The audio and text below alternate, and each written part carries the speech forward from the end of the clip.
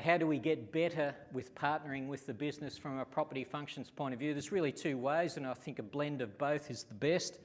The first is process, so obviously having scheduled collection of demand, and we call demand information of the supply is the property side. There's 14,000 metres squared.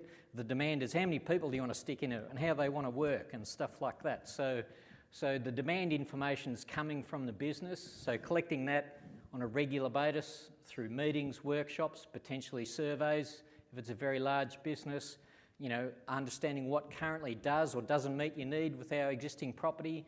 But then the real difficult bit is getting into the future workforce forecast. How do we want to be working in the future, and those sorts of things is quite a challenge. And even, what footprint do we want to be, in organisations that are private sector and particularly retail and those sorts of things, footprint counts massively, so understanding the location.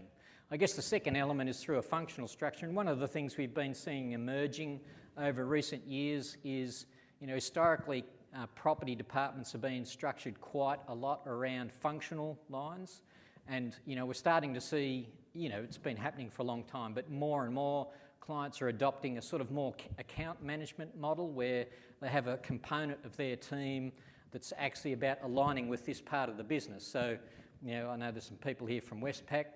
One of the things we helped them create was, you should think about separating out. There's people that are responsible for the retail branches and they're working with the retail branches. There's people who are responsible for the corporate. There's the critical infrastructure.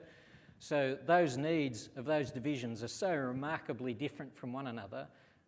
You almost need to be embedded within that business and understand what their drivers and needs are for property into the future. So that's just a sort of a tip.